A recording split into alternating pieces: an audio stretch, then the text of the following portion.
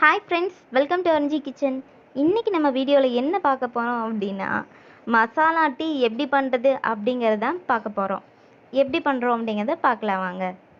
இப்போ நான் வந்து ரொம்ப திக் பால் எடுத்திருக்கேன். நீங்கள் கொஞ்சம் ரொம்ப தண்ணியாக இருக்கிற பால் எடுத்தீங்க அப்படின்னா தண்ணி அதிகமாகலாம் ஊற்ற தேவையில்லை. இது திக் பால் அப்படிங்கிறனால நான் 1 டம்ளர் பாலுக்கு 1 டம்ளர் தண்ணி எடுத்திருக்கேன்.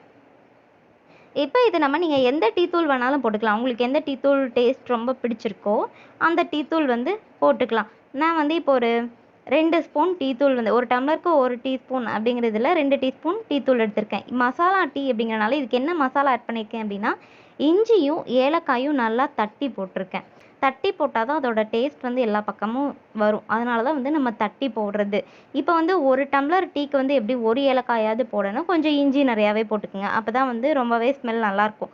2 ஏலக்காய் போட்டிங்க அப்படின்னா, சின்ன டம்ளரில் தான் நான் டீ போடுறேன். அதனால் 2 ஏலக்காய் போட்டாலே வந்து கரெக்டாக இருக்கும். இதுக்கு நீங்கள் நிறைய டீ போடுறீங்க அப்படின்னா ஒரு 2, 3 ஏலக்காய்க்கு மேலேயே கூட போட்டுக்குங்க.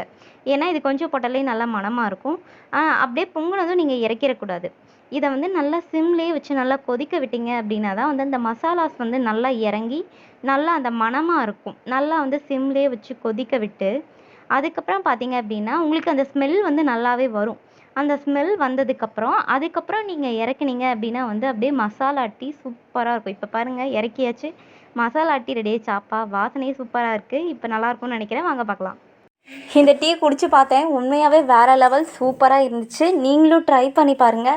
உங்களுக்கு ஒரு வேளை செரிமானம் ஆகலை, சாப்பிட்டதெல்லாம் ஒரு மாதிரி வயிற்றுக்குள்ள ஒரு மாதிரி பண்ணிகிட்ருக்கு அப்படின்னா, மறக்காமல் இதே மாதிரி மசாலா டீ போட்டு குடிச்சிங்க அப்படின்னா, இதில் இஞ்சி ஏலக்காய் எல்லாம் போட்டிருக்கனால உங்களுக்கு சீக்கிரமாக செரிமானம் ஆயிரும். இந்த செரிமான கோளாறே இல்லாமல் பண்ணிவிடும். ஸோ நீங்கள் மறக்காமல் இந்த டீயை ட்ரை பண்ணிங்க அப்படின்னா உங்கள் ஹெல்த்தும் ரொம்ப ஆரோக்கியமாக இருக்கும். ஸோ மறக்காமல் ட்ரை பண்ணி பாருங்கள். நம்ம சேனலை சப்ஸ்கிரைப் பண்ணாதவங்க சப்ஸ்கிரைப் பண்ணிக்கிங்க.